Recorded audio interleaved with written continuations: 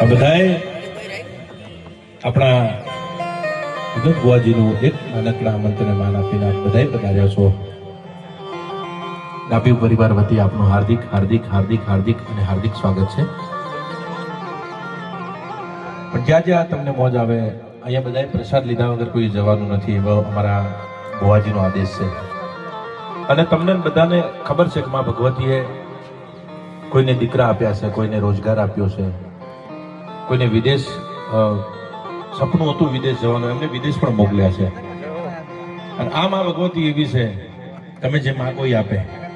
આ મારો બાબુ આમ સરસ્વતીનું સાનિધ્ય.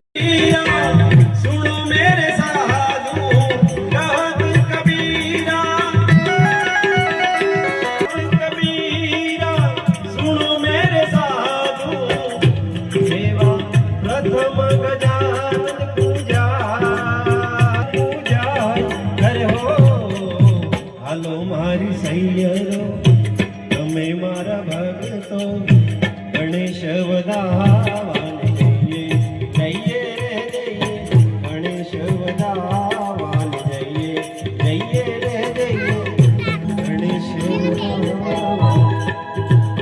મને વાત તો ન આવેલા છે આમાંથી આ મંદિર કદાચ બને મોજ આવે આમ આપણે ભજનો લેશું, ગરબા લેશું, માને રાજી કરવી છે આજ.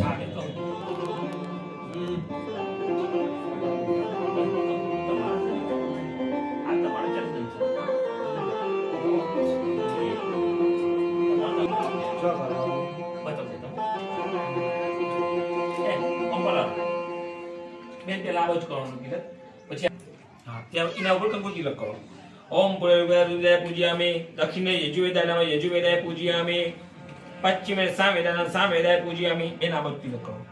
સામવેદાય પૂજ્યામિ, ઓમ ઉત્તર સામવેદાય.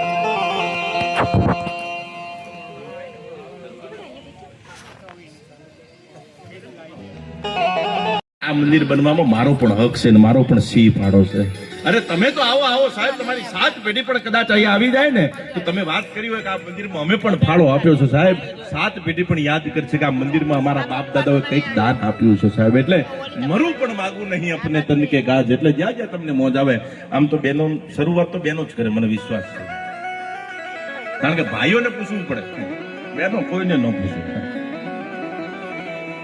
હમણાં એક ભાઈએ પ્રશ્ન કર્યો કે કાન છે ને માટે આપ્યા, ઝુમખા પહેરવા નથી આપ્યા. એટલે કે ના, ઝુમખા પહેરવા જ આપ્યા છે. તો કે સાંભળવા આપે, સાંભળતી તો કોઈના બાપનું નથી. તમારી વાતો નથી બેન, આ તો હું મારા ઘરની વાત કરું.